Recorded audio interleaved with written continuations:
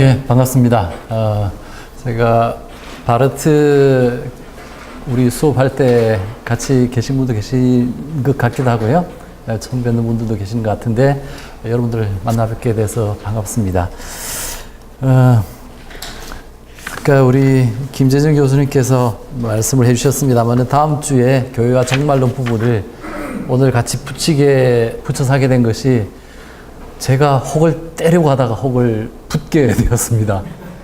오늘 여러분들이 아마 집에서 공부하고 오신 분들은 보셔서 알겠지만 양이 굉장히 많습니다. 68페이지, 67페이지 이렇게 돼가지고 이걸 갖다가 도저히 1시간 안에 하는 거는 어렵겠다 싶어서 뒤에 보니까는 교회 종말론이 너무 적어서 뒤에 하시는 분이 내 거 좀 떼가게 하려고 이야기를 했다가 그냥 완전히 그냥 뒤에까지 다 받게 되었습니다. 그래서 양이 좀 많습니다.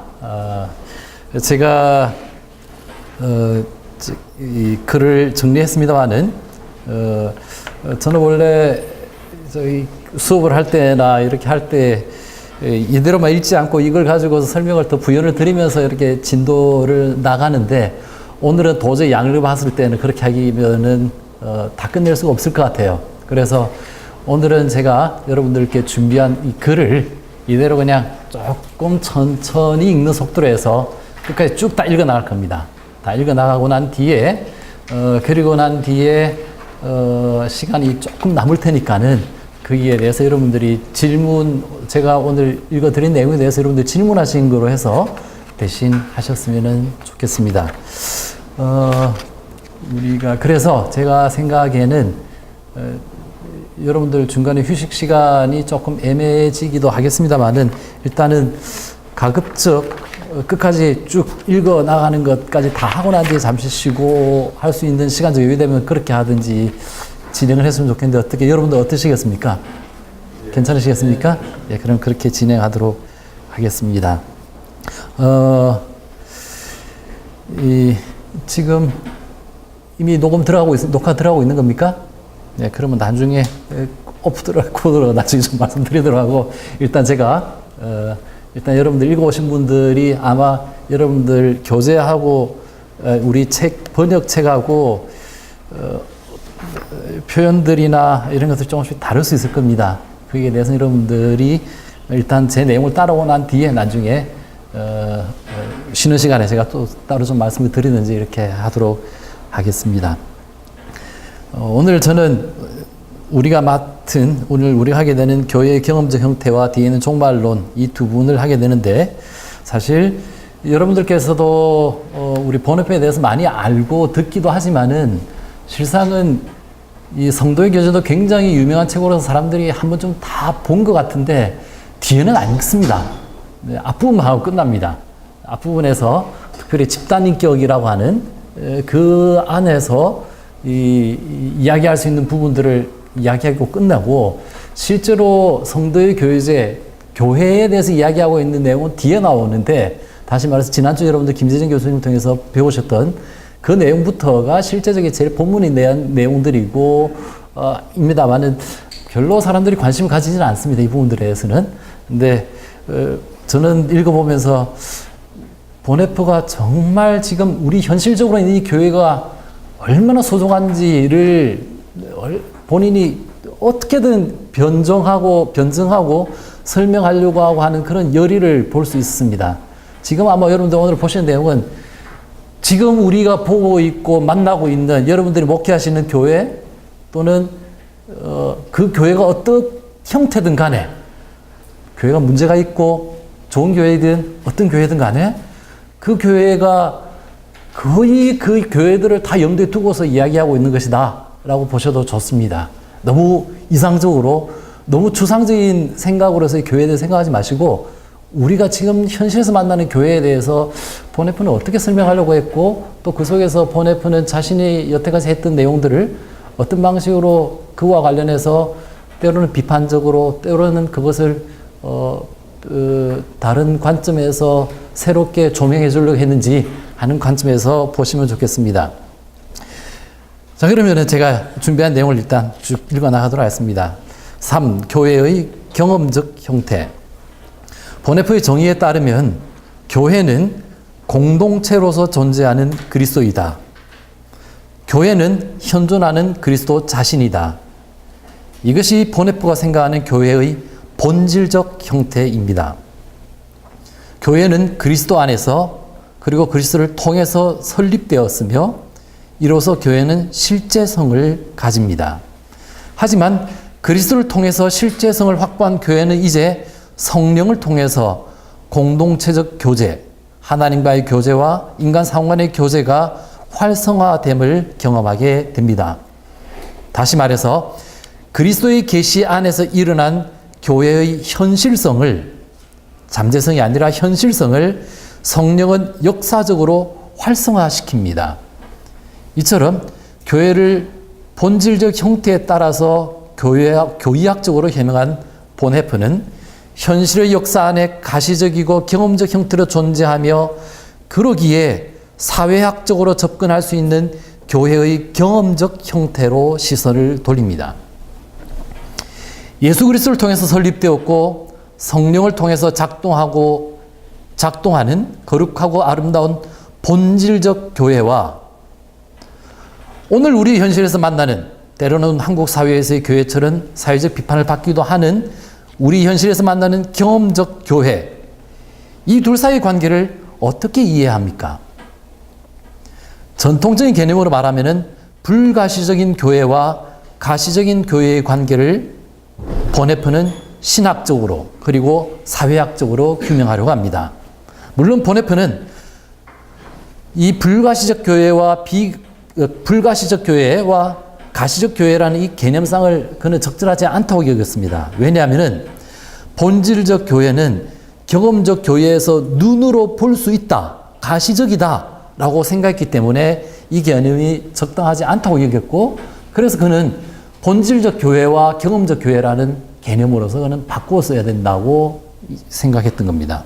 그래서 오늘 여러분들이 함께 보시게 될 주요한 내용 중에 하나가, 우리 앞부분에서 다루게 될 내용 중에 하나가 이른바 그 본질적인 교회와 오늘 현실에서 만나는 우리 경험적으로 만나는 이 교회, 이 둘의 관계를 우리가 어떻게 설명해야 될까 하는 것이 보네프가 이야기하려는 주된 내용입니다. 이 둘의 관계에 대한 보네프의 결론부터 확인하려 한다면 다음의 문장에서 찾을 수 있습니다. 성령을 통해 활성화된 예수 그리스도의 교회는 지금 현실적으로 존재하는 교회이다. 성령을 통해 활성화된 예수 그리스도의 교회는 지금 현실적으로 존재하는 교회이다. 다시 말해서 본질적 교회, 성도의 공동체는 경험적 교회로서 우리 가운데 현존한다는 것입니다. 그렇다면 경험적 교회에 수반되어는 역사적인 상대성의 문제라든지 경험적 교회에 수반될 수밖에 없는 죄의 문제는 어떻게 해명되어야 하는가? 이 질문에 답하고자 보네프는 경험적 교회가 보유한 객관적인 정신과 본질적 교회를 이끌어 나가는 성령 사이의 관계를 고찰합니다. 제가 여기서 다시금 여러분들이 몇 번 이제 들으셨겠습니다만은 일부러 독일어로 다시 한번 표현했습니다. 객관적 정신이라는 것을 Objektive Geist, 성령을 Heilige Geist라고 했고, 우리 번역에는 성령, 거룩한 영이라고 번역하고 할 수밖에 없지만 독일 말에서는 정신이나 영이나 같은 단어입니다. Objektive Geist는 우리가 통상적으로 객관적 정신이라고 말하고 있고 Heilige Geist는 성령으로 번역하고 있습니다. 그러니까 독일의 관점에서 본다면은 Geist 하나에다가 Objektive, 객관적이라는 말을 붙였느냐, 홀리라는 단어를 붙였느냐에 따라서 성령으로 객관적 정신으로 번역될 수 있었기 때문에 이 단어가 사실은 하나로서 왔다 갔다 할 수 있는 이 사실은 어찌 보면 독일어 개념 자체에서 가지는 그런 연관성들을 여러분들이 먼저 약간 염두에 두시는 게 좋을 것 같습니다. 그래서 먼저 교회의 객관적인 정신과 거룩한 영, 성령의 둘의 관계에 대해서 먼저 보네프는 설명합니다. 경험적 교회는 조직화된 구원의 기관입니다. 사회학적으로 말하면 교회는 확정된 예배의 질서에 참여하는 사람들에게 구원의 재화를 분배하는 기관입니다. 따라서 경험적 교회는 교회 공동체의 객관적 정신, 예를 들어서 적절한 예배 모임에 대한 질서라든지 혹은 신학, 이런 것들이 객관적 정신의 예가 될 텐데, 교회가 가지고 있는 객관적 정신을 그 활동 원리로서 경험적 교회는 가지고 있습니다. 객관적 정신이라는 것은 사회화로부터 생겨나는 새로운 정신적인 원리로서 자립적인 활동성을 가지면서 그 공동체에 참여하는 사람들의 의지를 규정하고 통제하면서 특정한 역사적이고 사회적인 형태를 형성합니다. 교회 공동체의 객관적 정신의 정체를 정확하게 파악하기 위해서는 교회가 단지 하나의 종교적인 공동체가 아니라 비록 상대적이고 불완전한 역사적 형태를 취하는 가운데, 그리고 바로 그 가운데에서만 그리스도의 몸이요 이 땅에 있는 그리스도의 현존이라는 점이 전제되어야 합니다. 그렇다면 교회가 가지는 공동체의 객관적 정신은 다른 일반적인 객관적인 정신, 교회가 가지는 객관적 정신이 아니라 바깥에 있는 일반적 정신, 예를 들어서 사상이라든지 세계관이라든지 제도, 이런 것도 이제 객관적인 정신이죠. 사실 이제 헤겔의 그 정신 개념과 여러분들 연관을 시켜야 조금은 알 수 있겠습니다만은, 사회가 가지는 일반적인 객관적 정신과 달리 교회가 가지는 공동체의 객관적 정신은 예수 그리스도의 역사적인 활동과 성령의 사회적 활동을 담아낼 수 있는 그릇이 된다고 주장할 수 있다는 점을 수용해야 합니다. 다시 말해서 사회학적인 관점에서 본다면 교회는, 우리의 경험적인 교회는 단지 객관적인 정신만을 가지고 있다고 말해야 할 것이나, 그 교회는 그럼에도 불구하고 거룩한 영, 성령을 가지고 있다는 점을 수용해야 된다고 보네프는 주장합니다. 이런 점에서 보네프는 경험적 교회의 역사성을 진지하게 받아들여야 할 것을 지적합니다. 역사 속의 그리스도의 현존인 교회는 역사적 불완전과 죄에 접촉할 수밖에 없지만, 그리스도의 말씀이 교회에 있는 한 교회는 그 자체로서 항상 교회입니다. 보네프는 이것을 다시 다음과 같이 상세히 설명합니다. 첫 번째로, 성도의 공동체는 언제나 죄인의 공동체로 머물러 있고 이전에도 늘 그러했다는 겁니다. 성도의 공동체와 죄인의 공동체가 사실은 대립적인 개념처럼 보이지만, 성도의 공동체는 언제나 죄인의 공동체로서 머물러 있었고 또 지금도 그렇게 머물러 있다는 것이 보네프의 주장입니다. 보네프는 이것을 의로운 죄인이라고 하는 루트의 개념을 교회 개념에 적용한 것입니다. 말씀이 우리에게, 교회에게 있다는 것은 곧 죄가 여전히 존재한다는 사실을 의미합니다. 그래서 성도의 공동체, 곧 하나님과의 교제와 인간의 교제는 항상 거듭 깨어지지만 동시에 항상 새롭게 회복됩니다. 물론 그 회복은 하나님께서 역사하시는 회개를 통해서 일어납니다. 회개하는 죄인과 성도 사이의 일치는 집단인격인 그리스도의 몸의 통일성을 통해서 담보됩니다. 따라서 보네프는 이렇게 말합니다. 교회는 죄인으로서 거룩한 자이다. 아니, 교회가 이 세상에서는 죄인이 되지 않고서는 결코 거룩한 자가 될 수 없다. 이것은 교회 안에 그리스도가 현존함을 뜻한다. 교회는 바로 그러한 존재로서 죄 속에서 거룩한 자요 공동체로 존재하는 그리스도이다. 이렇게 말합니다. 하지만 이로써 이런 죄의 사실성은 교회의 집단인격의 객관적인 정신과 성령을 동일시할 수 없다는 점을 또한 역시 드러냅니다. 두 번째로, 경험적 교회는 역사 속에서 살아갑니다. 따라서 각 역사적 상황에 대응해서 형성되는 교회의 객관적 정신은 각기 다를 수 있고 잘못될 수도 있습니다. 그런 점에서도 교회의 객관적 정신과 성령은 동일시될 수 없기는 합니다. 세 번째로, 교회의 객관적 정신 속에서는 그리스도에게 속하지 않은 자들, 곧 예정되어 있지 않은 사람들이 창조적인 활동으로 도움을 줄 수도 있고 또 방해가 될 수도 있습니다. 그렇지만 성령은 객관적인 정신을 통해 예정되어 있지 않은 사람들도 성령께서는 창조의 수단으로 이용할 수 있다고 말합니다. 따라서 그는 이런 결론에 도달합니다. 그리스도와 성령은 공간과 시간 속에서 통치합니다. 그리스도의 영의 역사적 경향성은 교회의 모든 죄악성과 역사적 우연성, 오류 가능성을 관통해 가면서 객관적인 정신의 형태로 활동합니다.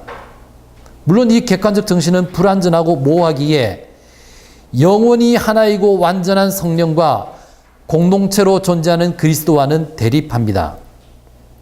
객관적 정신의 불완전성과 모호성으로 인해서 그 정체성은 종말의 가세에 완전히 드러나겠지만 그럼에도 불구하고 교회가 성령의 공동체를, 성령의 교제를 믿는 한 객관적 정신은 그리스도의 교회의 영의 담지자요 그 수단으로서의 지위를 가질 수 있습니다.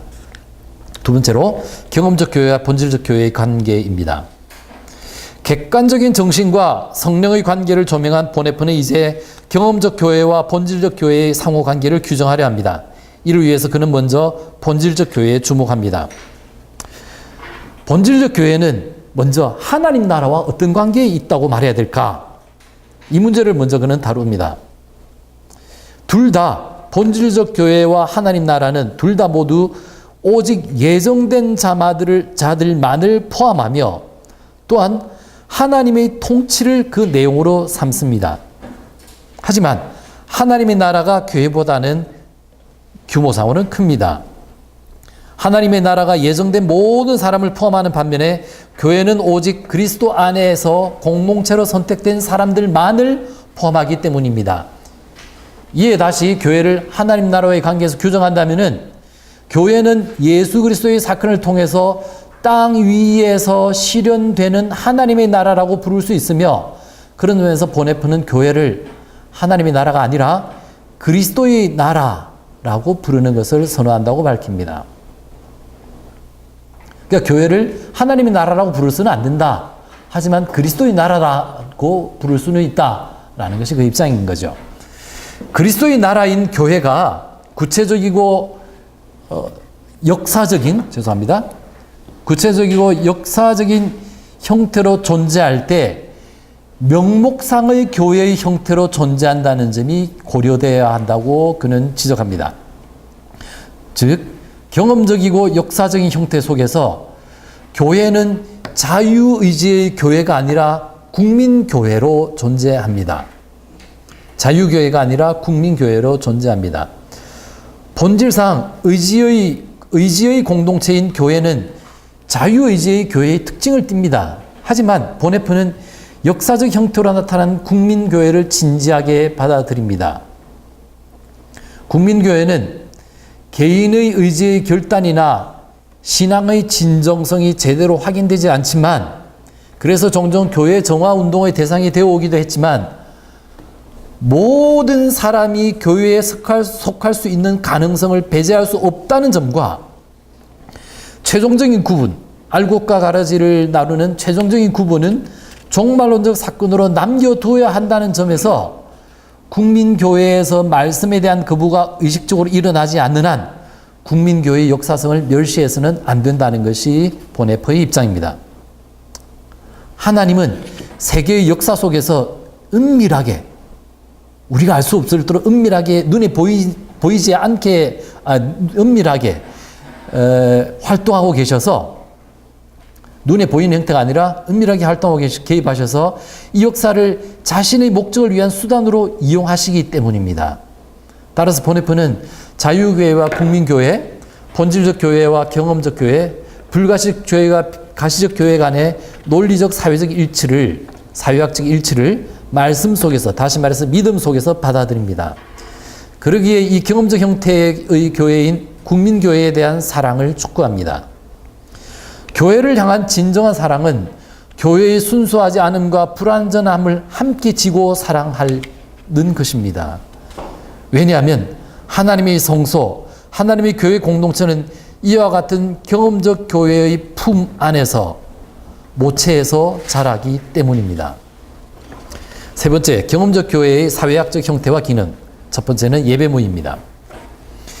교회를 사회학적으로 관찰하면 사람들이 말씀을 중심으로 모임으로서 교회가 형성된다고 할 수 있습니다. 따라서 경험적 교회가 수행하는 구체적인 기능은 설교 예배와 성례전 예배의 수행이며 이를 위해서 모임이 형성됩니다.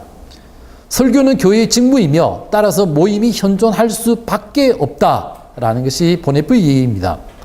어떤 사람이 그리스도인이라고 하면서 예배와 설교를 위한 모임에 오지 않는다는 것은 있을 수 없다고 그는 지적합니다. 왜냐하면 우리가 들을 수 있는 하나님의 말씀은 경험적 교회의 설교이기 때문입니다. 교회를 창조한 말씀은 언제나 거듭 구체적인 모임으로 부릅니다. 따라서 보네프는 이렇게 선언합니다. 설교는 하나님이 정해놓은 교회 공동체를 위한 교회 공동체의 행위입니다. 설교는 하나님이 정해둔 원칙으로서 교회 공동체가 하는 행위이지만 교회 공동체를 위한 행동이라는 겁니다. 그래서 내가 교회 공동체에 속해 있다는 것은 내가 설교가 행해지는 그 모임에 간다는 것을 의미합니다. 보네프는 이 모임이 구체적 역사성을 가진다는 점을 지적합니다. 특히 이 모임은 나와 같은 동류의 사람들만을 만나게 하는 자리가 아닙니다. 자신의 특수한 여건을 넘어서 전혀 낯선 사람 또는 고통에 깊이 빠져있는 타인들을 만나며 하나님이 우리에게 불어넣어주시는 사랑에 의해 그들과 관계를 맺습니다. 아울러서 이 타인과 함께 만드는 그 모임을 통해서 하나님과의 교제가 중재됩니다. 왜냐하면 그 모임에서 전혀 낯선 사람이 내게 하나님의 은혜와 용서를 선포하는 일이 발생하기 때문입니다. 하나님은 그의 나라의 확장을 위해 인간의 사회적 관계, 곧 모임을 이용합니다. 그러기에 예배 모임은 교회 공동체의 본질에 속한다라고 보네프는 말합니다. 그런데 이 예배 모임이 사적인 모임의 형태나 공적인 모임의 형태로 가능할 겁니다. 사적인 모임의 형태로서는 가정 공동체, 가정교회라고 할 수도 있겠지만은 그냥 가정에서 이룰 수 있는 부부, 가족으로서 이룰 수 있는 이 형태로서의 사적인 모임의 형태로서도 예배 모임이 가능할 거고 공적인 모임의 형태, 교회 공동체로서도 가능하겠지만 더욱 필수적이고 근본적인 것은 공적 예배의 모임, 교회 공동체 안에서 이루어지는 공적 예배의 모임이라고 그는 지적합니다. 왜냐하면 가정보다 교회가 보편성을 띠기에 개별적인 의무로부터 가정과 같은 이런 가족의 특수성이나 개별적 의무로부터 독립하면서 현실적이고 다양한 구체적인 교제, 예를 들어서 유대인과 헬라인, 자유인과 종사이의 그런 현실적이고 다양하고 구체적인 교회를 가능하게 하는 것이 바로 교회 공동체이기 때문입니다. 더구나 교회 공동체는 세상 안에 있기는 하지만 세계의 객관적 정신과 대립하면서 하나님의 뜻에 기반을 둔 교회의 객관적 정신을 지시하는 기능을 공개적으로 수행하기 때문에 가정공동체의 사적인 예배의 모임보다 역사적 상황의 중요성을 더욱 잘 인지할 수 있기 때문이라고 그는 주장합니다. 두 번째로는 직무 담당자로서의 성도의 공동체입니다. 그리스도의 현존이 확인되는 칭의의 말씀 안에서 교회가 세워집니다. 즉 말씀이 교회를 만듭니다. 하지만 그 말씀은 교회의 설교 말씀이라는 점에 보네프는 또한 주목합니다. 다시요. 말씀이 교회를 만듭니다. 하지만 그 말씀은 교회의 설교 말씀이라는 겁니다. 물론 성서가 말씀으로서의 일차성을 가집니다. 하지만 교회야말로 비로소 성서를 말씀이 되게 한다라고 그는 이야기합니다. 물론 이런 일이 일어나는 것은 성도의 공동체 안에서 행해지는 설교를 통해서입니다. 설교는 과거의 성서 말씀을 단순히 반복하는 것이 아니라 현재를 향해서 새롭게 말하는 것이기 때문에 설교는 분명히 교회의 객관적 정신의 산물입니다. 물론 객관적 정신은 불완전하며 죄로 얼룩져 있지만 하나님의 말씀을 선포할 수 있다는 약속을 객관적 정신이 부여받았다는 겁니다. 즉 설교라는 객관적 정신은 성령의 사회적 활동의 담당자가 됩니다. 물론 이 모든 것은 오로지 성도의 공동체라는 실제성의 기반 위에서만 가능합니다. 그러면 이 설교의 직무의 실질적인 담당자는 누가 될 수 있는가? 보네프에 따르면 이 직무의 담당자는 본질적으로는 성도의 공동체입니다.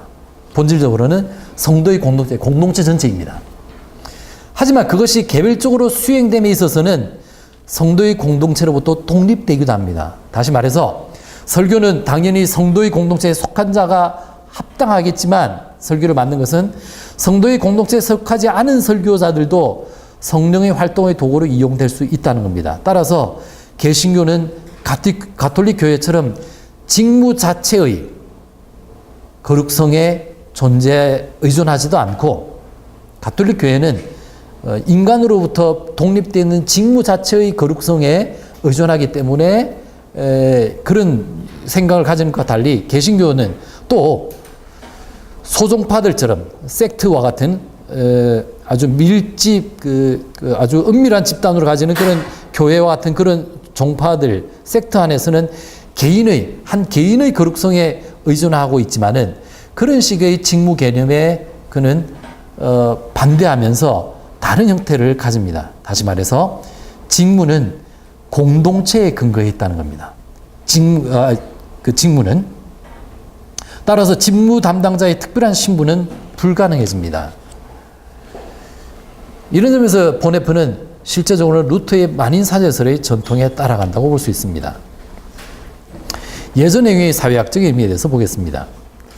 보네프는 이제 성례전 곧 세례와 성만찬이 성도의 공동체를 형성함에 있어 어떤 역할을 하는지를 사회학적인 측면에서 고찰합니다.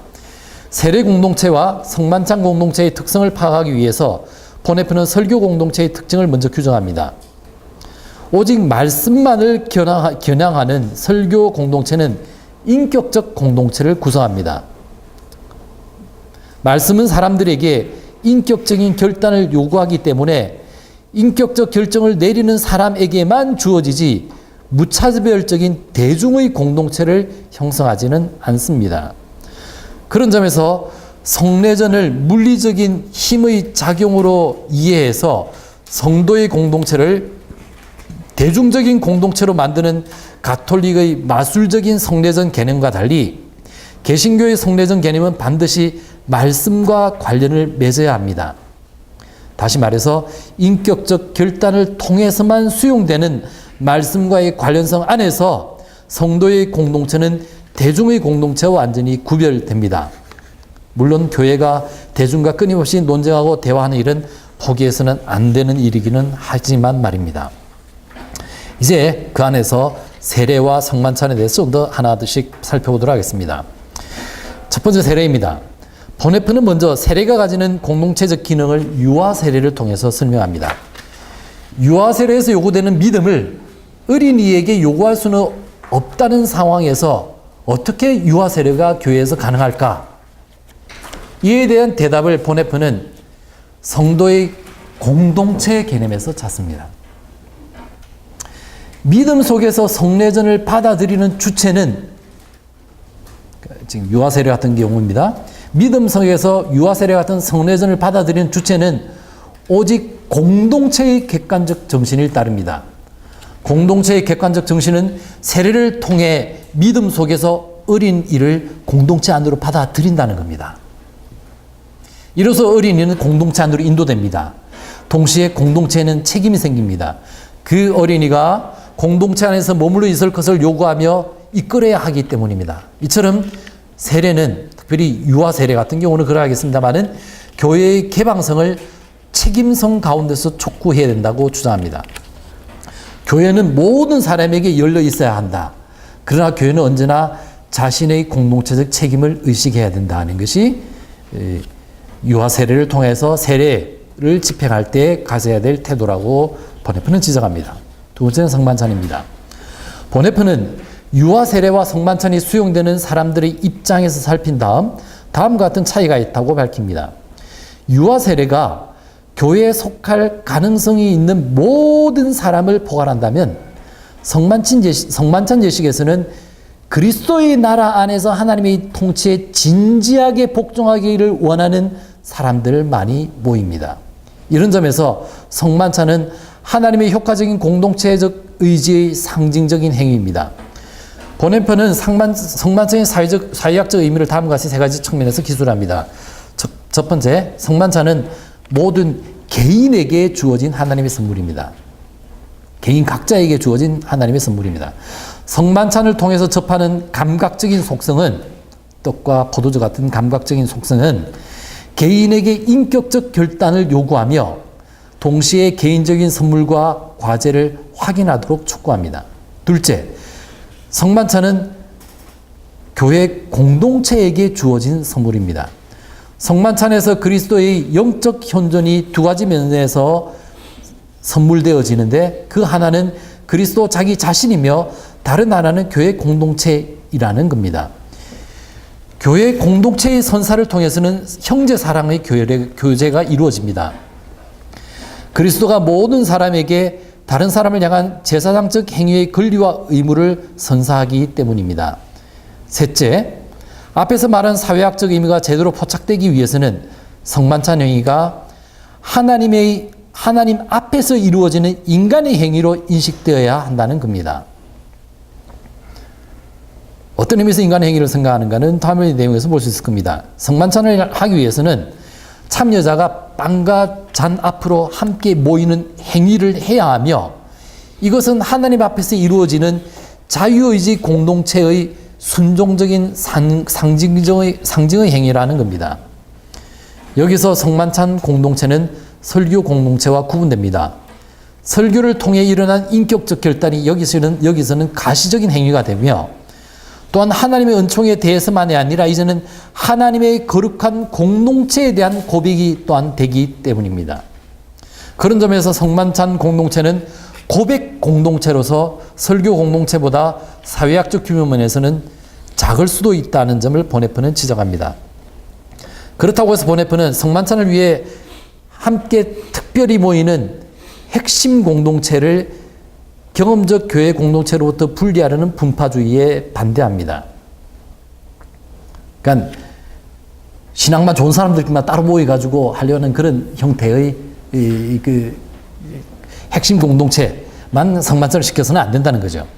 아울러서 형제들의 인격적 교제가 어려운 대도시 교회의 성만찬 공동체의 의미를 부정하지 말아야 된다고 또한 그는 경고합니다. 보네프는 오히려 대도시 교회 안에서의 그런 인격적 교제가 어려운 상황이야말로 성도의 공동체의 의미와 현실을 운변적으로 보여주는 좋은 기회라고 여기면서 다음과 같이 주장합니다. 성도의 공동체를 참으로 고백할 때 낯설음과 외형적인 차가움은 오히려 그리스도의 진정한 불꽃을 점화시킬 수도 있다라는 겁니다. 보네프는 성도의 공동체와 설교 및 성례전과의 관계를 사회학적으로 다음과 같이 분류합니다. 앞에서 했던 내용들을 이제 교회의 여러 가지 형태와 관련해서 요약적으로 이렇게 보여집니다. 세례는 하나님 나라의 확장을 위해서 교회의 의지를 최대한 넓힌 것이라는 점에서 성도의 공동체는 국민교회의 현실로 나타납니다. 반면에 설교는 듣는 사람들이 인격적 결단에 따라서 하나님의 선물을 수용하기도 하고 거절하기도 하는 공동체를 형성한다는 점에서 그 공동체는 국민교회와 자유교회의 현실로 나타납니다. 그러니까 세례는 국민교회의 현실로 나타나는데 설교는 국민교회와 자유교회의 형태로 나타난다는 거죠. 반면에 앞에서 본 것처럼 성만찬에서는 교회 공동체는 오로지 자유교회, 다시 말해서 고백 공동체로만 드러납니다. 물론 그렇게 했다고 해서 성만찬 공동체가 형성하는 이 고백 공동체가 하나님이 요구하시는 목표이고 요구하시는 바이기는 하지만 순수한 성도의 공동체의 표출이라고는 말할 수 없다라고 보네프는 지적합니다. 예, 뭐 끝까지 다 하려고 했는데 제가 목이 아파서 안 되겠으면 좀 쉬었다가 할까요? 괜찮겠습니까? 예, 그러면 잠시 좀 쉬었다가 이어서 하도록 하겠습니다. 이제 4번부터 시작하겠습니다. 4. 목회적 돌봄의 사회학적 문제. 교회 공동체의 지체들을 돌보는 목회적 돌봄은 쉽게 말해 목회라는 거죠. 목회 활동은 이중적인 요소, 곧 제사장적인 요소와 조언자적 요소로 나뉩니다. 목회적 돌봄을 교회론의 관점에서 본다면은, 이건 교회론의 관점입니다. 교회론의 관점에서 본다면은 목회자는 제사장적 권리와 의무를 가지기에 다른 사람들을 위한 한 사람의 절대적인 중요성을 드러냅니다. 하지만 사회학적 관점에서 본다면 목회자는 다른 사람에 대해서 결정적인 것을 말할 자격이 없고 오로지 조언을 해주는 다른 한 신자에 불과합니다. 그럼에도 불구하고 목회적 돌봄의 조언자적 요소는 교회를 이해하면서 본질적으로 중요합니다.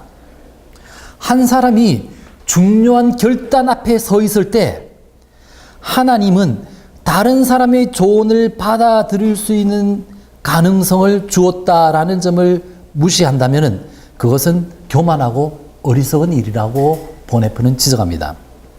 보네프는 심지어 그리스도만이 아니라 한 사람도 다른 사람에게 선물임과 동시에 모범이 된다라고 여기기 때문입니다. 그러므로 교회 공동체, 이웃의 조언, 짧게 말하면 사회성을 유지하는 것은 상당히 중요하다고 보네프는 강조합니다. 다섯 번째, 경험적 교회의 권위와 자유의 문제입니다. 교회는 말씀 위에 서 있습니다. 교회는 말씀 위에 서 있습니다. 그러나 교회가 가지는 권위와 자유, 말씀이 가지는 권위와 자유는 각각 다릅니다. 말씀은 절대적 권위를 가지며 절대적 순종을 우리에게 요구하고 하나님의 말씀은 또한 우리에게 절대적 자유를 가지시고 있는 반면에 교회는 상대적 권위를 가지며 상대적 순종을 그리고 상대적 자유를 우리에게 요구합니다. 여기서 보네프가 주목하는 것은 물론 교회의 상대적 권위와 자유의 문제입니다.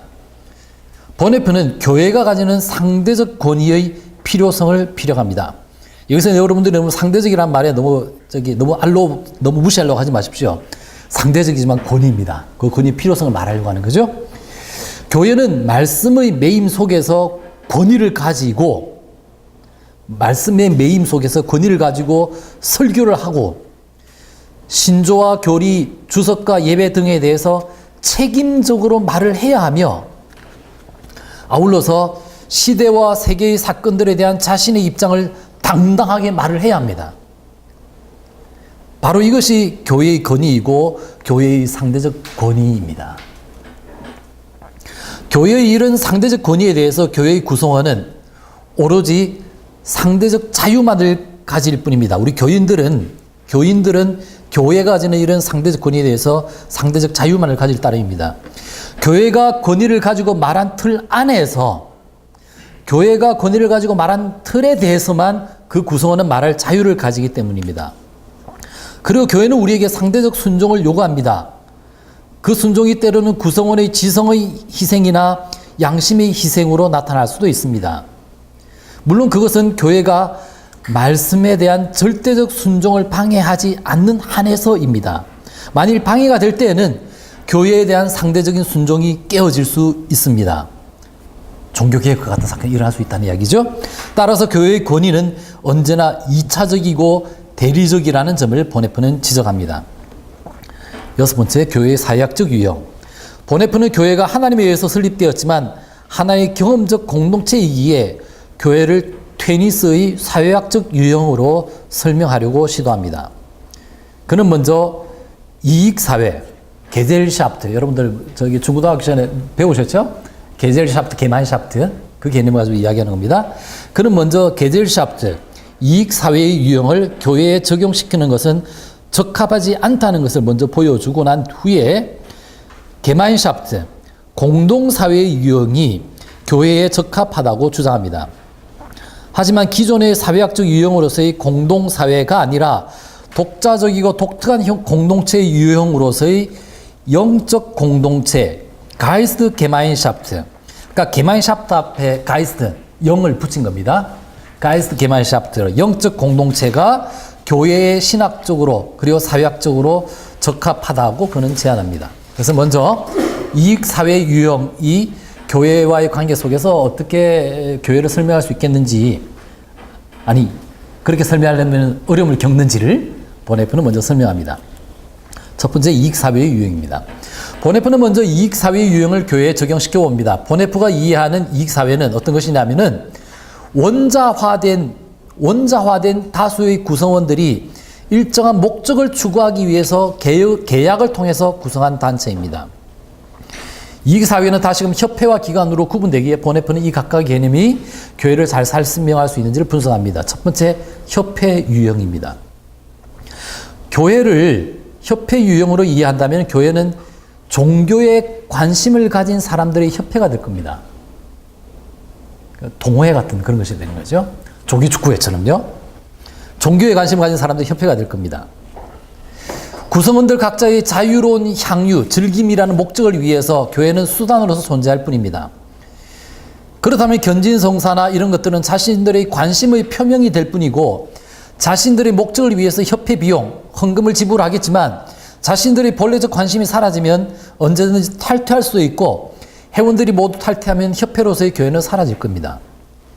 하지만 이런 이해는 갓난아기를 협회에 참여시키게 만드는 꼴이 되는 유아 세례를 전혀 설명할 길이 없으며 협회와 달리 교회의 모임은 원칙적으로 개방적이며 원칙적인 제명도 할 수 없다는 것도 교회가 협회와 다른 성격이고 또 협회와 달리 교회의 객관적인 정신은 상징적이고 의미지향적입니다. 무슨 말이냐면 그게 죄나 은총, 그리스도, 성령, 교회와 같은 것이 협회로서의 교회에는 불필요하게 됩니다. 따라서 협회 유형이 교회에 적합하지 않다고 보았습니다. 두 번째는 기관 유형입니다. 협회 유형이 교회의 특성을 설명하지 못했던 문제들에서 막스 베버와 트렐치가 제안했던 기관으로서의 이익사회 유형이 대안이 될 수 있을 것으로 보입니다. 기관에서는 개인들 간의 친교가 아니라 제도가 주요한 성격을 구성합니다. 자신의 이익과 목적을 위해서 필요한 것이 있을 때에 사람들은 그 기관이 요구하는 어떤 사항들을 충족시키면 그 원하던 것을 얻게 해주는 것입니다. 그게 바로 기관입니다. 예를 들어서 대학교 같은 것이죠. 대학교에 가가지고 등록금 내고 학점 이수하고 학칙에 따르면 졸업장이 나오는 것처럼요. 교회를 기관으로 이해한다면 다음과 같이 설명될 수 있습니다. 모든 회원들이 교회의 기관에 등록하고 은총의 수단과 같은 각종 기관의 규정, 교회의 객관적 정신에 복종할 때 모든 회원들이 희망하던 구원의 보증을 얻게 됩니다. 교회가 하나님에 의해 설립되어서 절차에 따라서 하나님의 구원이라는 선물이 분배되는 곳이라는 점에서는 교회를 기관으로 규정하는 것이 합당합니다. 하지만 이것은 교회를 설명하기에 부족하다고 보네프는 평가합니다.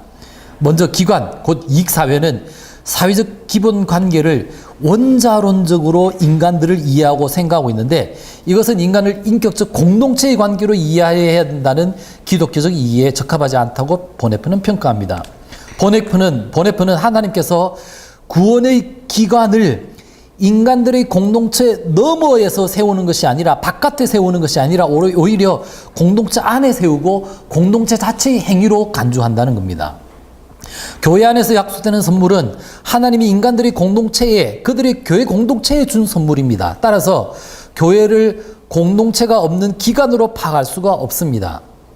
교제가 없는 친교가 없는 기관으로 파악할 수가 없습니다. 이런 점에서 교회를 기관 개념으로 이해하는 것의 한계가 드러납니다. 이제 이익사회 유형이 아니라 공동체 유형, 게마인샤프트, 공동사회 유형으로 한번 설명해 보고자 합니다. 교회를 공동사회, 그것도 인격적인 공동사회, 인격 공동체, 페르손 게마인샤프트로 인격 공동체로 바라보아야 개신교의 여러 모습들이 잘 설명될 수 있다고 보네프는 생각합니다. 이익사회가 아니라 공동사회라야 유아 세례를 통해서 어린이를 품을 수가 있을 겁니다. 견진성사나 성만찬 등에 참여하면서 개인들이 긍정하는 것은 협회 이론 등이 말하는 자신의 개인적인 관심사의 충족을 넘어서서 공동체의 형성에 있습니다. 그 공동체 안에서 하나님의 통치 아래로 들어가고 아울러서 그 공동체 자체의 가치를 인식하게 된 것을 긍정하는 행위가 일어납니다. 아울러서 교회가 그 구성원을 원칙적으로 제명할 수 없다는 것도 역시 공동체적인 성격이라 할 수 있습니다. 또한 교회를 이익사회가 아닌 인격의 공동체로 설명해야만 교회가 다른 모든 진정한 공동체처럼 윤리적인 집단인격으로 앞부분에서 지난 시간에 여러분들이 보셨을 겁니다. 윤리적인 집단인격으로, 다시 말해서 교회의 공동체로 존재하는 그리스도의 현존으로 설명될 수가 있습니다. 또한 교회의 객관적 정신의 형태를 드러내는 예전들은 부분적으로는 자기 목적적 성격을 가지고 있다는 점도 교회의 공동체적 성격을 보여줍니다. 세 번째는 교회의 영적 공동체라고 규명해야 된다는 겁니다. 가이스트 게마인샤프트라는 것을 우리 책에서는 영의 공동체라고 번역을 했는데, 저는 여러분도 나중에 생각해 보십시오. 이게 어떻게 번역하기에 더 좋겠는지. 저는 오히려 영적 공동체라고 설명을 해야 되지 않을까 싶기도 합니다. 영의 공동체 하니까 영들이 만드는 공동체 같은 느낌이 드는데, 내용상으로는 공동체를 이유로는 주된 주체이긴 하지만은 한번 여러분들이 보시고 영의 공동체라는 개념도 괜찮겠지만은 영적 공동체라는 개념도 한번 생각하시면서 보시면 좋겠습니다. 보네프는 교회를 사회학적으로 게마인샤프트, 공동사회, 공동체로 이해하는 것이 다른 유형에 의한 설명보다는 더욱 적합하다고 간주합니다. 그래서 사회학적으로는 공동체 개념을 사용할 수밖에 없지만 그것만으로 부족하다고 여기기에 그 개념에 독특한이라는 한정사를 붙여서 교회를 사회학적으로는 독특한 공동체의 형태라고 규정합니다. 교회 개념의 신학적 특징을 고려할 때 교회는 수단과 동시에 목적이 되는 집단이라는 사실을 부인할 수 없습니다. 교회는 수단이자 목적이라는 겁니다. 교회가 수단이 된다는 이야기는 이제 이익사회의 모델이라는 거고요. 교회가 목적이라는 이야기는 게마인샤프트, 공동체의 유형이라는 뜻입니다. 교회는 수단이자 동시에 목적이라는 겁니다. 교회는 분명히 하나님의 목적을 위해, 하나님의 뜻의 실현을 위해서 조직되었습니다. 그런 점에서는 이익사회의 모델과 비슷한 거죠. 어떤 목적을 위해서 구성됐으니까요. 그러나 이 하나님의 뜻은 영적 공동체에서의 교회 그 자체를 또한 지향하고 있습니다. 공동체 자체를 지향하고 있습니다. 따라서 교회는 목적 사회임과 동시에 그 스스로 목적입니다. 이 말은 조금 어려워서 다시 한번 풀었으면요. 따라서 교회는 목적 사회, 목적을 지향하는 이익 사회, 목적을 지향하는 이익 사회라는 것은 하나님의 뜻을 실현이라는 목적을 위하는 것이기 때문에 수단과 같은 성격을 가지니까 교회는 목적을 지향하는 이익사회인과 동시에, 그러나 하나님의 뜻은 영적 공동체 자체를 만드는 것이기 때문에 교회는 또한 그 스스로가 목적이 되는, 그래서 그 사회는 공동사회가 된다. 그런 이야기인 거죠. 사실 이 부분을 여러분들이 잘 이해하시는 것이 보네프가 이제 계속해서 말하려고 하는 교회에 대한 이해의 굉장히 중요한 핵심입니다. 교회는 수단이자 목적이라는 겁니다. 하나님의 뜻을 구원을 위한 수단이지만 하나님이 이루고자 하는 그 목적이라는 겁니다. 만약 교회를 공동체로만 이해한다면 교회 자체의 존재와 구현이 목적이 되어야 될 것이나, 교회를 공동체의 그 자기 스스로의 목적으로만 생각한다면 교회 자체의 존재와 구현이 목적이 되어야 할 것이나, 그렇게 되면 하나님의 뜻의 실현이라는 목적을 위한 교회의 역할, 수단이 간과되고 맙니다. 따라서 교회는 사회학적으로 말하자면 하나님의 뜻의 실현이나 목적을 위한 이익사회의 특성이 남아있다는 겁니다. 물론 교회는 그렇다고 하나님의 뜻의 실현을 위한 단순한 도구, 수단으로만 남지 않습니다. 하나님의 뜻은 공동체 자체의 구현에 있기 때문에 교회는 동시에 그 자체가 목적이 되는 공동사회의 특징을 띈다는 겁니다. 이런 점에서 보네프는 교회를 사회학적으로 독특한 형태의 공동사회다, 게마인샤프트다 라고 이야기합니다. 교회는 수단이자 목적입니다. 다시 말해서 이익사회의 성격을 띠면서도 동시에 공동사회의 성격을 띱니다. 이 동시성에 대한 해명은 더 이상 인간의 사회적 의지의 행위에 대한 사회학적 접근으로는 불가능합니다. 왜냐하면 사회학적 접근으로는 둘의 분리성, 한 사회가 이익사회면 이익사회고 공동사회면 공동사회지 둘을 결합시킬 수가 없다는 거죠. 보네프는 그 둘의 통합 근거를 사회학적인 의지의 행위가 아니라 영의 감동을 받은 사랑의 행위에서 찾습니다. 그러니까 사랑을 일으키는 성령의 행위에서 찾는다는 이야기인 겁니다. 나는 하나님의 목적을 바라보면서, 죄송합니다. 나는 하나의 목적, 우리가 생각하는 어떤 다른 목적을 생각하면서 다른 사람과의 관계를 조직합니다. 어떤 목적을 생각하면서 다른 사람과의 관계를 우리가 형성한다는 거죠. 다른 사람에 대한 사랑에서 하나님의 뜻이 실현되리라는 그 목적을 위해서 말입니다. 이웃 사랑하는 것은 하나님을 사랑하기 위한 그 목적을 위해서 이웃을 사랑한다는 거죠. 그죠? 그런 말이죠. 하지만 이제 성령이 내 안에서 사랑을 하는 동안에 나는 다음과 같은 사실을 확신하게 됩니다. 내가 다른 사람에 대한 나의 관계를 하나의 목적을 위해서 하나님이 원하시는 그 목적을 위해서 조직할 때에 바로 이 관계 자체가 다른 사람에 대한 나의 이 관계 자체가 이 목적이라는 것을 말입니다. 그런 점에서 오직 성령만이 내 안에서 이 둘을 결합할 수 있다고 보네프는 지적합니다. 교회의 형성에서 성령의 이러한 고유한 역할이 인정되어야만 교회에 대한 올바른 사회학적, 신학적 이해가 가능하다고 보았기에 보네프는 교회를 독특한 성격의 공동체, 다시 말해서 영적 공동체, 가이스트 게마인샤프트라고 부릅니다. 영적 공동체를 형성하는 성령은 하나님에 대한 순종 앞에서는 우리의 의지를 굴복시키고 포기시키는 역할을 하며 지배자 역할을 하죠. 그 결과로 동시에 우리가 이웃도 진심으로 사랑하게 만듭니다. 그런 점에서 교회 공동체의 행동 중에서 가장 특징적인 행위는 영의 감동을 받은, 성령의 감동을 받은 사랑의 행위입니다. 따라서 보네프는 교회를 사랑의 공동체라고도 부릅니다.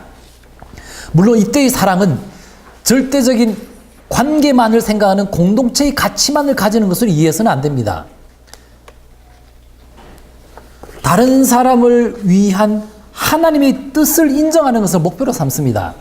그런 점에서 기독교적 사랑의 공동체를 알 수 있습니다. 이런 점에서 교회는 하나님의 뜻과 지배 의지에 대한 순종의 목표만을 추구하면서 동시에 진정한 공동체의 관계를 실현할 수 있는 사회학적으로는 독특한 조직이라고 할 수 있습니다. 요약하면 교회는 독특한 형태의 공동체, 영의 공동체, 사랑의 공동체입니다. 사회와 공동체, 통치동맹과 같은 사회학적 기본 유형들은 이 교회의 특수한 공동체 안에서 극복됩니다. 인간들 상호 간의 관계는 영적 공동체의 관계이지 이익사회적 관계가 아닙니다. 오로지 이익사회적인 것은 다만 최종적 목적을 통해 구성되는 교회의 객관적인 모습일 뿐입니다. 7번, 교회와 소종파. 소종파는 섹트, 영어로도 섹트라고 하죠, 그죠? 좀 공개된 교회가 아니라 아주 비밀 집단같이 이렇게 자기들만의 형태를 이루는 그 교회의 유형을 말합니다. 교회와 소종파. 교회를 성도의 공동체, 영의 공동체, 사랑의 공동체로 규정한 보네프는 자신의 교회 사회학적 논리의 기결에 따라서 교회와 섹트 간의, 교회와 소종파 간의 본질적 차이를 거부합니다. 막스 베버나 트렐치는 교회와 소종파는 본질적으로 구분해야 되고 구분해야 된다고 생각하는 사람입니다. 여기에 대해서 보네프는 반대합니다. 종교적으로 윤리적으로 강력한 의식을 가진 그리스도인들의 자발적인 결합, 예를 들어서 개인적인 성화, 회개의 강조를 하는 이런 자발적인 결합, 아주 강력한 그리스도인들의 뜻, 우리말로 하면 아주 신앙 좋다고 여기는 사람들의 자발적인 결합으로 형성된 소종파는 대중적이고 개방적인 국민교회의 형태, 유아 세례나 개방성, 그 고백 공동체, 이런 형태들을 띠는 개방적인 국민교회 형태를 띠는 교회와는 구분되는 것처럼 보이지만 보네프는 이런 구분이 부적절하다고 판단합니다. 종종 큰 소종파들도 종종 국민교회로 전환되기도 하고 또 교회도 본질적으로는 의지 공동체이기 때문에 자발적인 교회, 아까 섹트가 자발적인 교회의 모습을 띠니까요. 자발적인 교회이기여야 하기 때문입니다. 그래서 둘 사이의 구분이 그렇게 명확하지 않고 구분해서는 안 된다고 보네프는 여겼습니다. 보네프가 앞에서 규명한 교회 공동체적 행위의 고유한 요소인 하나님 말씀에 기반한 영의 감동을 받은 사랑의 행위가 일어난다면은 그것이 어떤 것이든, 다시 말해서 가톨릭 교회이든 개신교 교회 공동체이든 소정파 교회 공동체이든 그들의 공동체는 성도의 공동체이며 그리스도의 교회이라는 겁니다. 핵심은 영의 감동을 받은 사랑 행위가 일어나고 있다고 한다면요. 그리스도교적인 사랑의 공동체 유형, 즉 곧 성도의 공동체는 오로지 하나님의 말씀과만 결합되어 있지 순수한 교리와 결합되어 있는 것은 아니라는 겁니다. 교리라는 것이 이제 가톨릭 교회나 또는 어떤 우리가 큰 주류 교회의 틀을 이루어가는 요소이지 않습니까? 섹트나 또 이단들을 구분해낼 때 하여튼 교리 역할들을 생명한 거죠. 그런 점에서 그리스도교적인 사랑의 공동체 유형, 곧 성도의 공동체는 오직 하나님의 말씀과 결합되어 있지 순수한 교리와 결합되어 있지 않다고 생각합니다. 왜냐하면 보네프는 순수한 교리에 대한 추구의 노력은 필요합니다. 꼭 해야 된다고 그도 여기지만 어떤 교리도 순수한 교리에 대한 절대적인 주장을 할 수 있는 것은 없다고 여기기 때문입니다.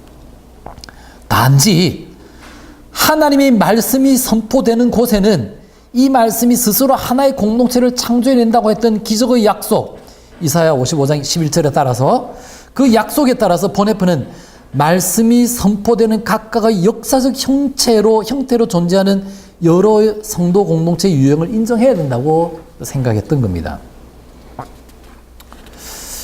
여덟 번째는 교회에 대한 믿음과 체험입니다. 보네프는 당시 공동체 운동에 관심이 많았던 청년운동 출신의 사람들이 공동체에 대한 위대한 체험에서 교회가 만들어지는 것으로 생각하고 있는 것에 대해서 비판합니다.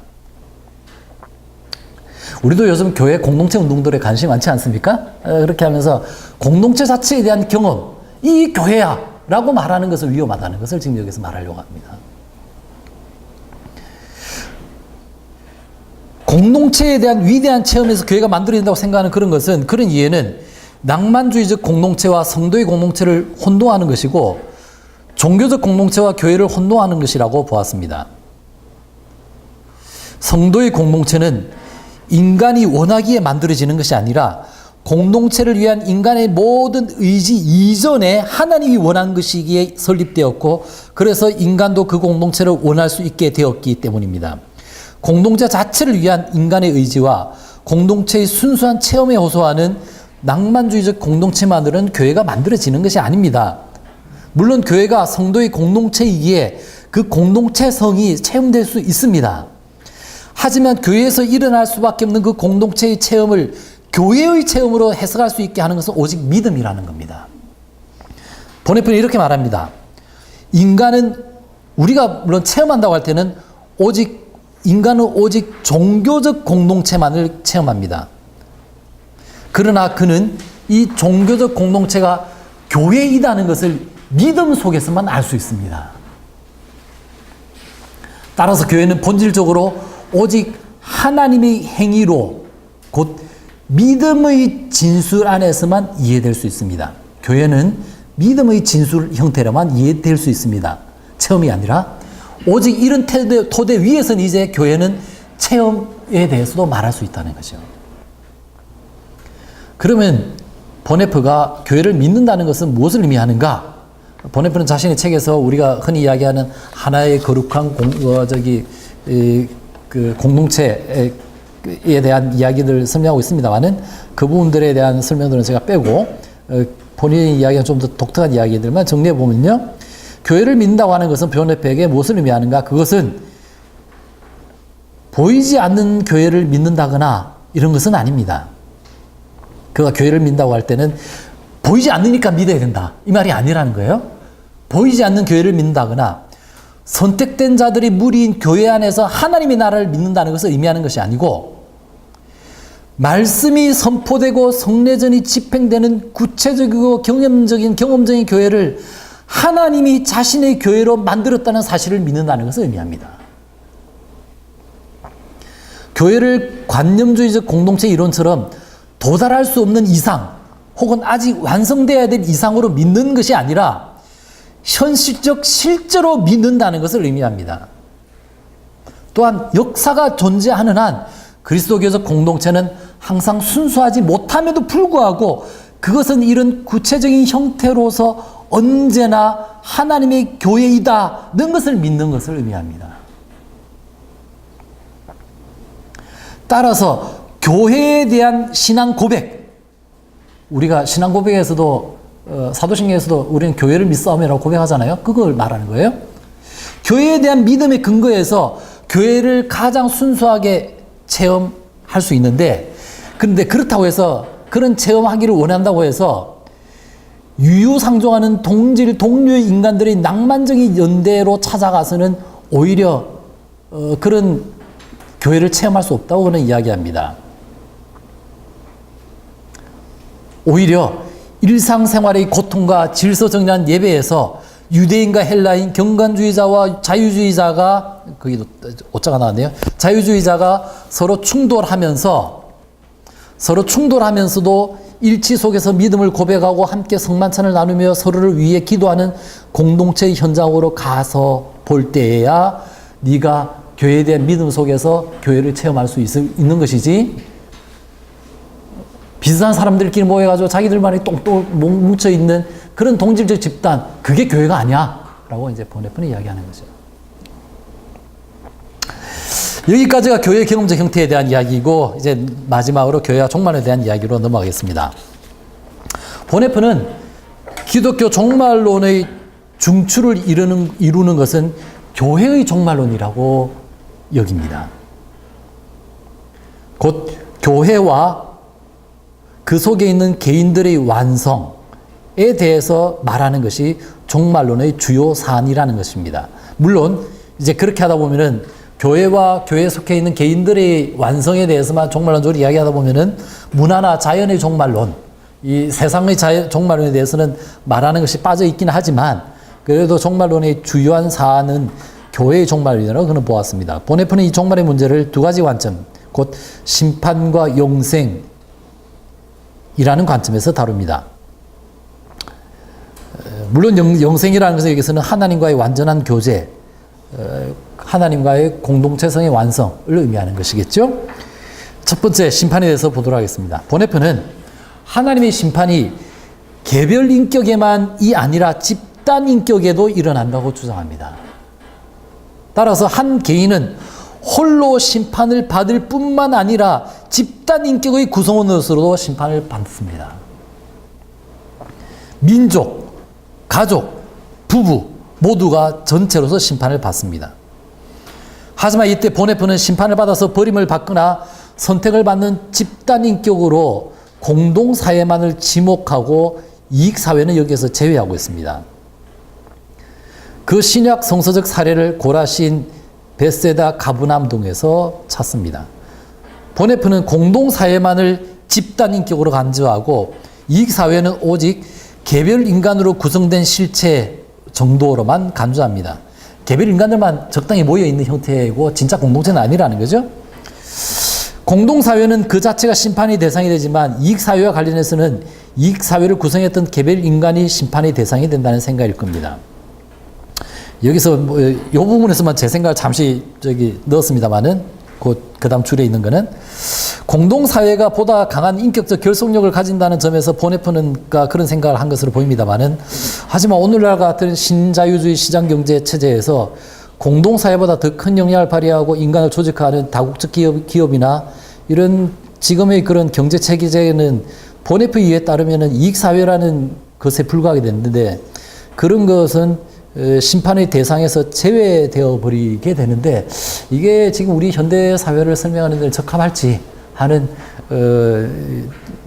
그런 물음을 던져볼 수 있겠다고 생각이 들어서 잠시 제가 사족을 한번 좀 붙여봤습니다. 아무튼 보네프는 개별인격이 아니라 개별인격만 아니라 집단인격도 받게 되고, 집단인격이 받는다는 것은 공동사회가 특별히 게마인샤프트가 하나님 앞에서 심판대에 서게 된다라는 것이었습니다.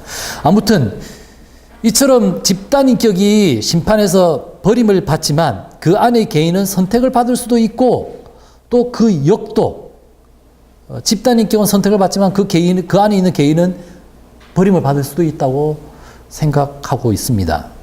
하지만 이에 대한 자세한 논증은 피하고 심판의 내용에 대한 설명으로 보네프는 넘어갑니다. 보네프는 심판을 설명함에 있어서도 그의 사상의 중심이 되는 인격적 관계성, 공동체성과 연관시킵니다.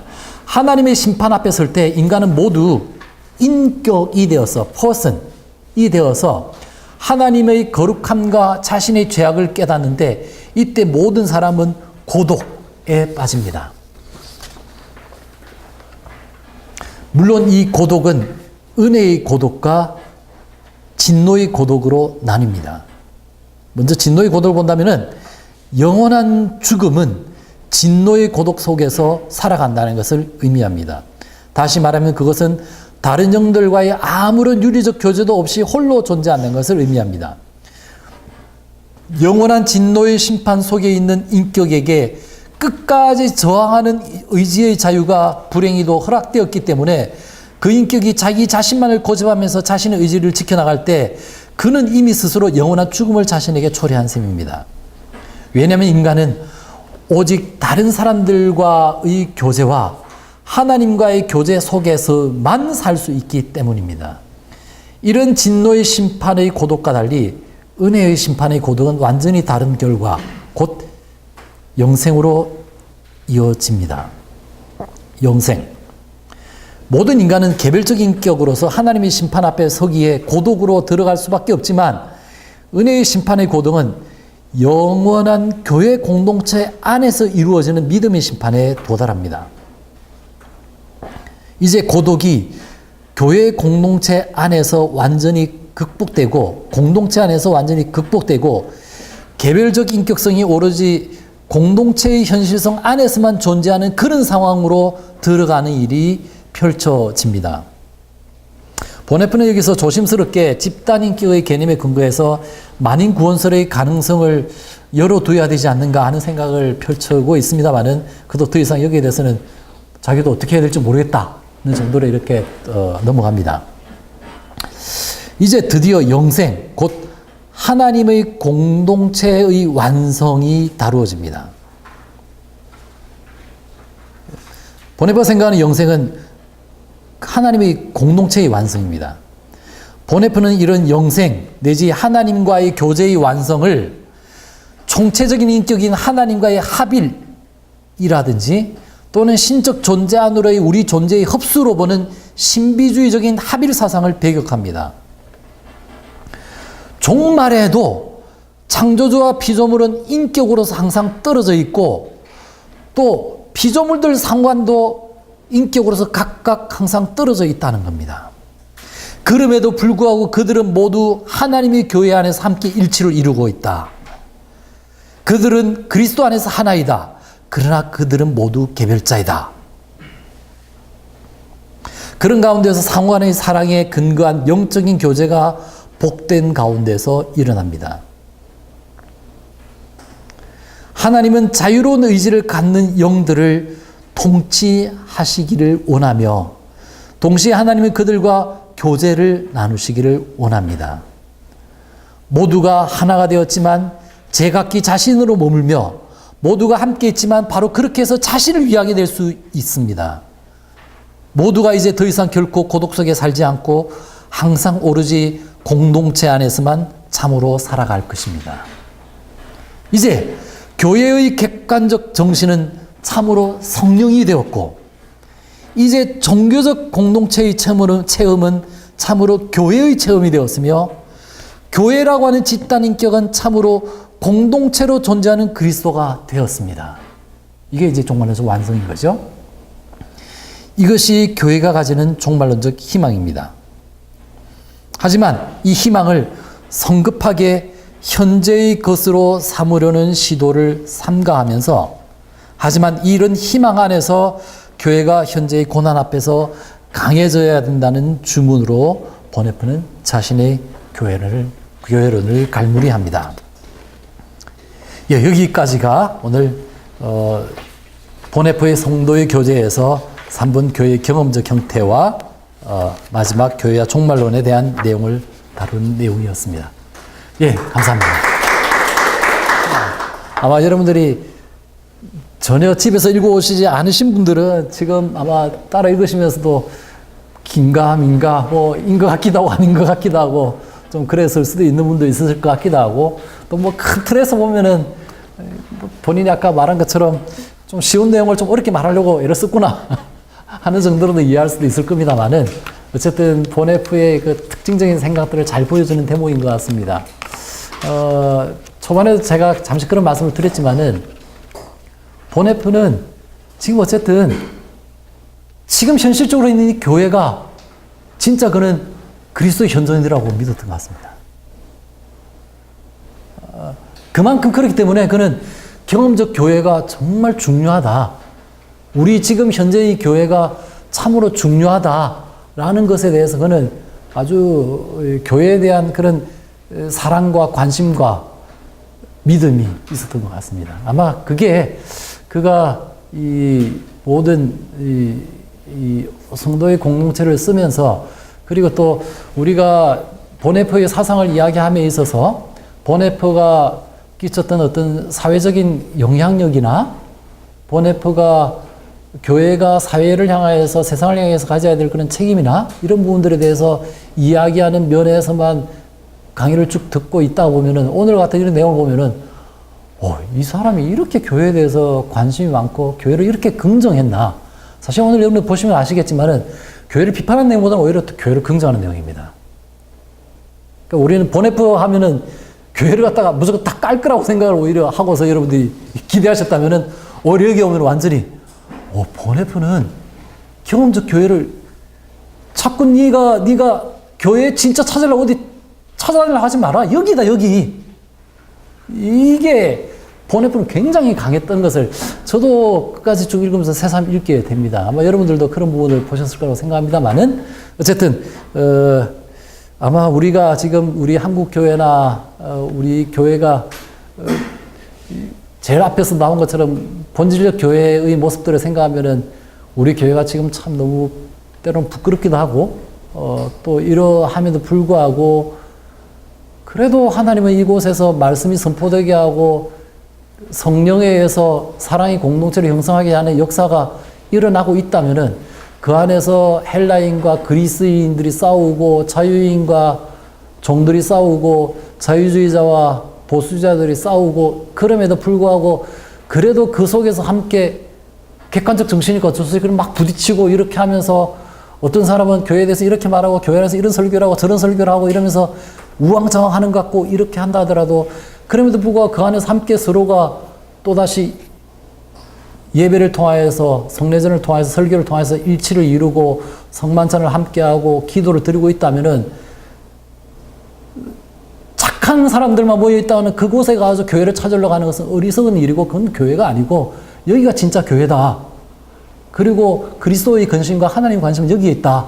라고 하는 것이 본에프가 이야기를 했던 그의 핵심적인 생각이었던 것 같고 바로 그렇기 때문에 본에프가 생각했던 교회는 언제나 세상을 향할 수 있었고 사회를 향할 수 있었고 문제가 있는 곳을 향할 수 있는 교회를 만들 수 있는 그런 생각을 그는 가져갔던 것이라고 생각이 듭니다.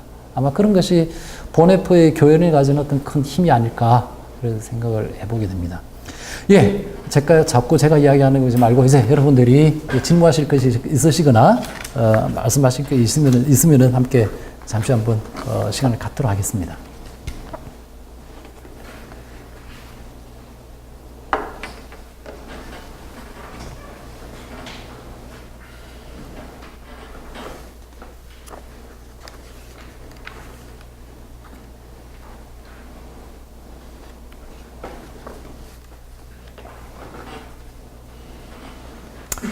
너무 제가 완벽하게 강해서 더 이상 질문하실 게 없으신 분위기 같아서 예, 아마 제가 계속 그냥 일방적으로만 읽었기 때문에 여러분들이 불쑥 그냥 다시 좀 돌아가서 이야기하시기도 좀 어려운 부분이 있을 수도 있을 것 같습니다만은 어떻게 할까요?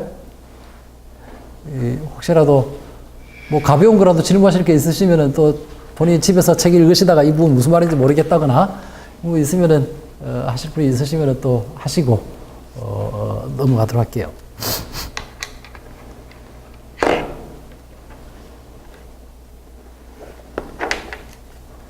집에서 책 한번 읽어보시고 오셨어요? 내용이 좀 많긴 했죠. 예, 진도할 양이 많긴 해가지고 하긴 했을 텐데 혹시 읽으시면서 내용이 이해 안 되었던 부분이나 이런 것도 혹시 있을 수도 있을 것 같고 또 제가 좀 중요한 내용인데 빠뜨린 부분도 혹시나 있을 수 있을 것 같습니다.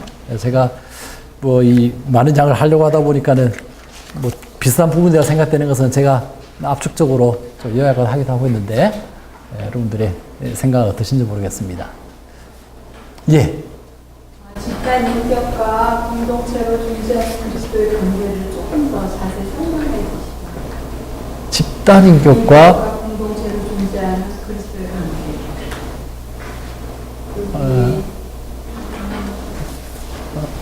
제가 쓴 글에서 11쪽에 예. 부분이 있거든요. 집단 인격과 공동체로 존재하는 그리스도가 예.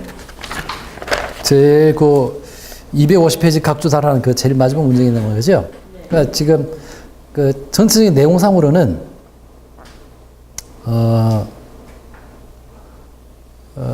전체적인 내용상으로는 이제 종말론적인 완성, 영생에 이르렀을 때에 이제 우리가 지금 우리가 지금 경험하고 있는 교회는 말하자면은 지금 이제 번외표식으로 표현한다면 경험적 교회인 거죠. 우리가 만나는 교회는 경험적 교회입니다. 이 경험적 교회가 라는 것을 이제 이것의 원래의 본질은 어쨌든 경험적 형태이지만 이 교회는 우리에게 그리스도가 실제로 이 교회 자체가 그리스도이시다 라고 하는 것을 번외편은 끊임없이 이야기를 해왔죠. 그 말을 함에 있어서 우리는 지금 그런데 아니 그리스도는 한 인격 아닙니까? 한 인격인데 어떻게 그 교회가 다 이 전체가 다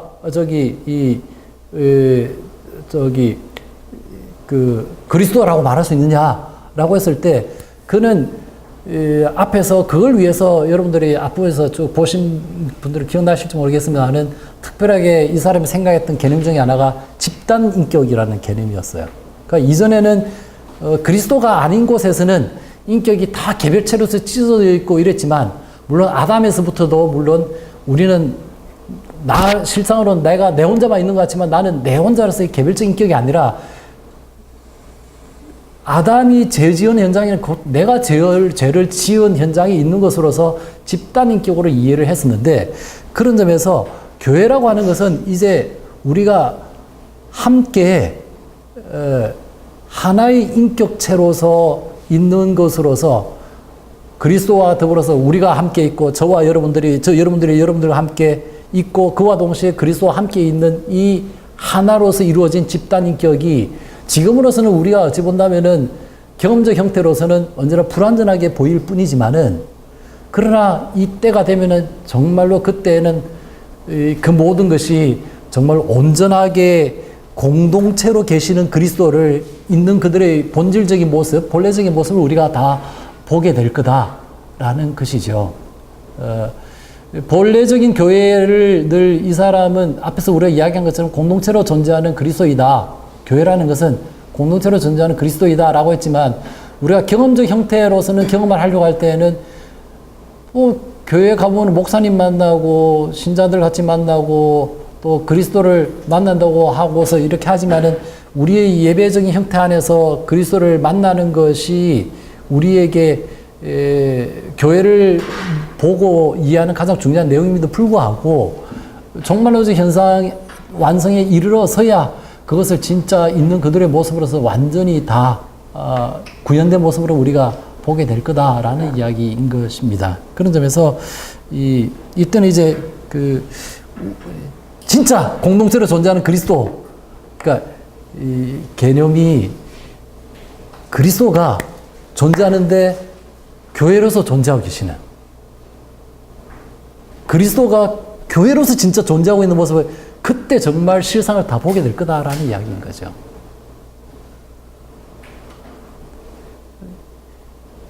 예. 네. 이 페이지에 3번 안에 따라서 이런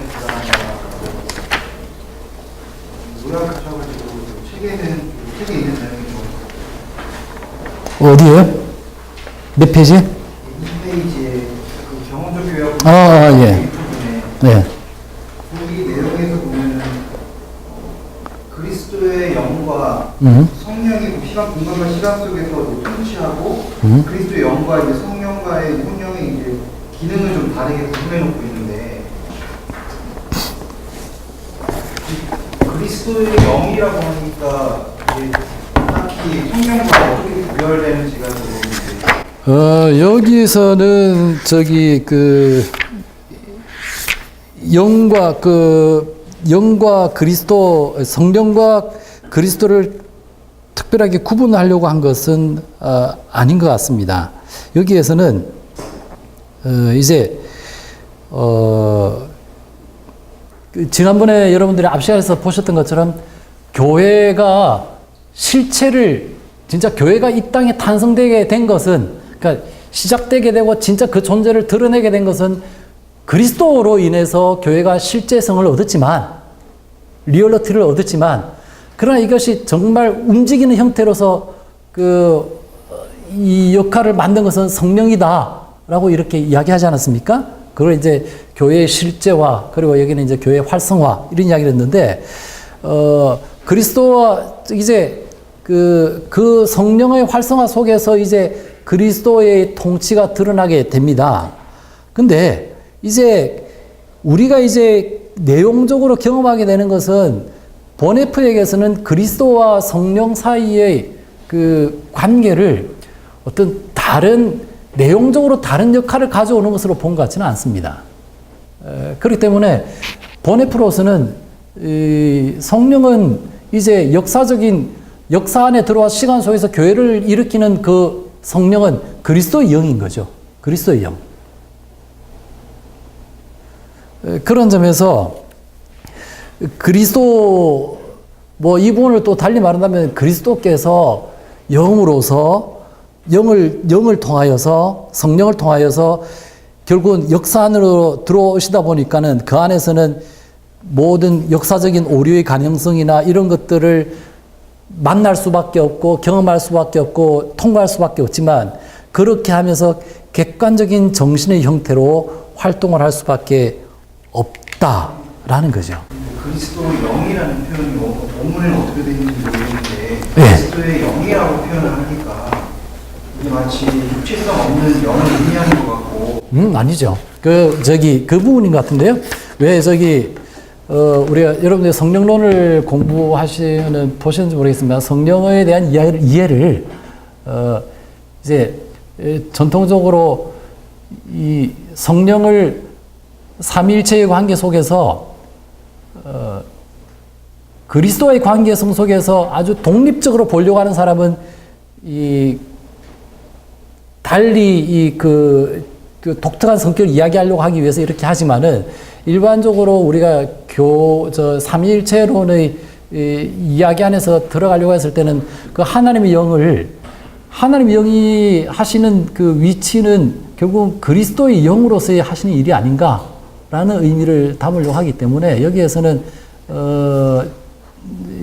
그렇기 때문에 보네파 같은 경우는 더구나 교회를 실제화시킨 것은 이 땅에 진짜 딱 만들어내신 것은 그리스도시고, 이제 그걸 진짜로 이렇게 굴러가게 하시는 건 성령이다라고 했기 때문에, 교회를 설명함에 있어서는 오히려 성령과 그리스도를 따로 떼어놓고 생각하기보다는, 왜냐하면 보네파가 계속 발전되고 그리스도와 그리스도의 영, 객관적 정신의 형태로 활동한다고 했는데 객관적 정신과 성령은 다르다고 하는 발전에서 표현이 되어 있거든요. 예. 그러니까 분명히 이 부분에 있어서는 보네파가 두 개를 구별하고 있다는 건데. 아니, 그러니까 성령과, 여기서는 그리스도의 영과 성령은 같은 의미이고요. 그 영이 객관적인 정신의 형태로서 우리가 지금 만나는 것은 어떤 형태예요? 지금 예를 들어서 제가 설교를 한다 하더라도, 여러분들이 제가 성령의 감동을 받아서 설교를 한다 하더라도 결국 여러분들이 저를 경험하는 것은 제가 말하는 객관적 정신의 형태 안에서 성령이 활동하는 것을 보는 거죠. 그렇기 때문에 그 성령을 그 자체로서 경험할 수 있는 공간은 이 역사 안에서는 없는 거죠. 제 생각에는 그 말씀은 우리가 삼위일체적인 이해를 가지고 들어가기 때문에 보네파를 그렇게 읽어서 나오는 거지.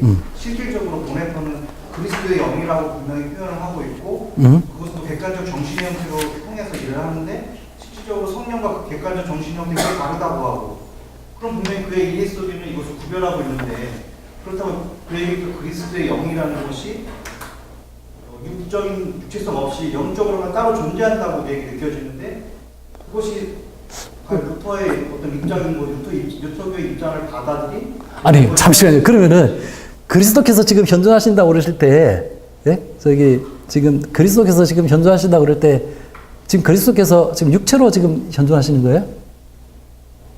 그렇게 이해하세요? 그리스도께서 영으로서 존재하시는 거죠, 지금. 지금은 적어도 우리에게.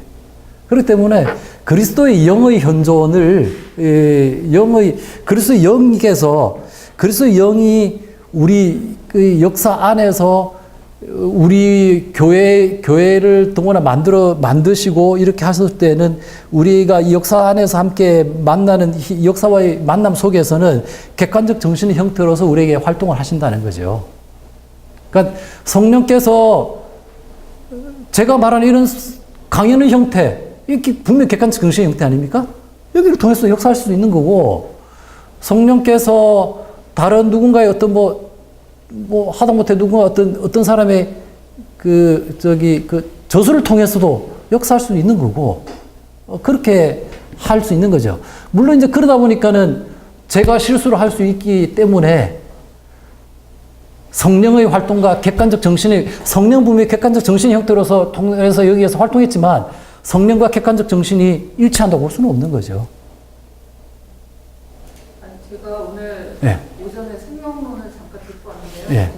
수업 하나 듣는데 그리스도의 영은 성령이다라고 말씀을 해주셔서 네. 그리스도의 영이 결국은 하나님의 영이고 그다음에 성령이고 이게 네. 다체적으로 네. 되는 건데 네. 이제 유부님 네. 공부하시는 분은 이 아마 이 보네포가 조금 더 뭔가 구별점을 찾고자 그렇지는 않은 것 같아요. 예. 네, 저도 그렇게 이해를 했는데 예. 그 영이라는 것은 그리스도의 성령은 그리스도의 영이시죠. 예. 예. 혹시 다른 질문 있으시면은. 페이지에 예. 몇 페이지예요? 9페이지에요. 예. 교회와 성령과 아, 네, 네. 그 부분에서 밑에서 여섯 번째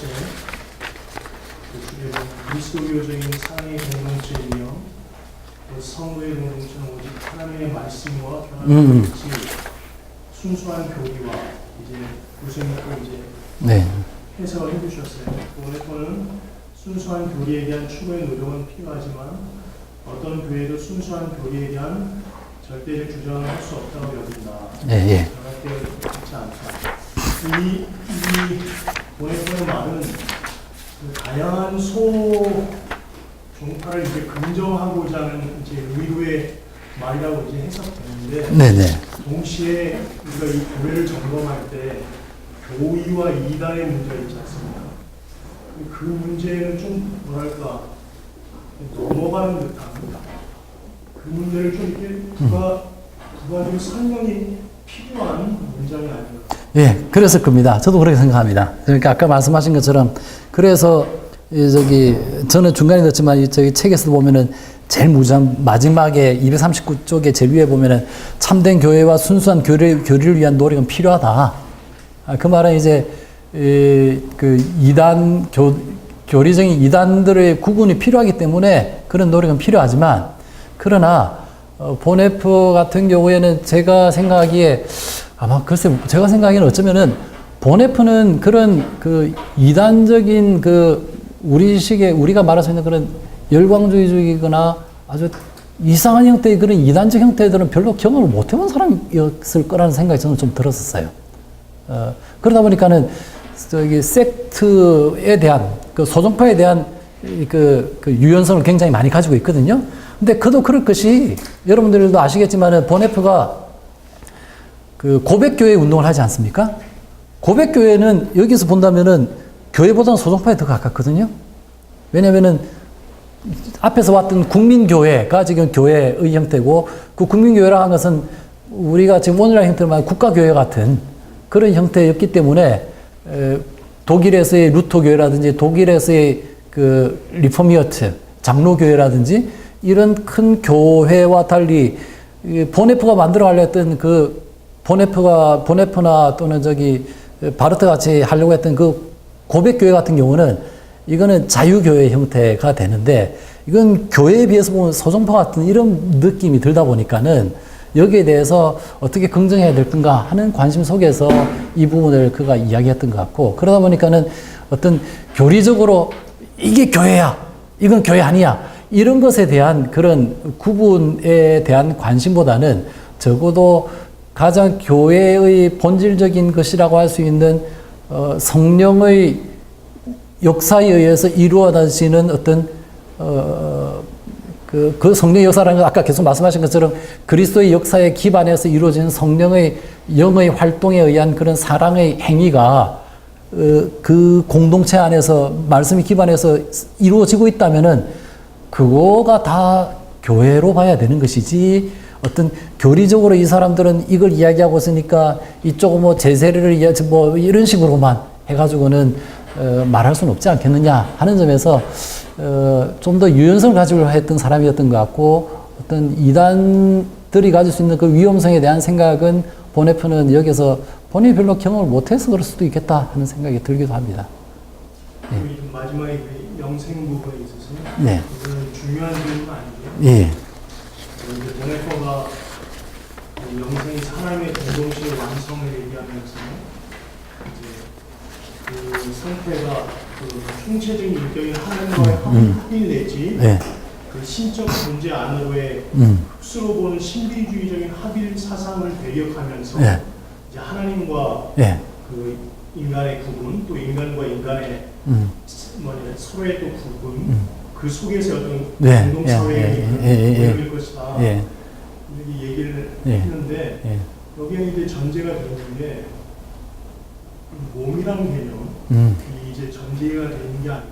네, 맞습니다. 예, 그런 것 같아요. 아까 그래서 우리 제일 처음에 그 시작하기 전에 그 보네프 읽은 부분에서도 보시는 것처럼 그리고 앞에서도 보면은 제가 그 부분은 좀 뺐습니다만은 몸에 대한 이해들, 그러니까 몸이 없는 영혼에 대한 인간 이해를 보네프는 배격하는 것 같습니다. 아마 그런 점에서는 이 사람이 말하는 교리적으로는 그쪽은 구분해야 될 입장으로 여기는 것 같아요.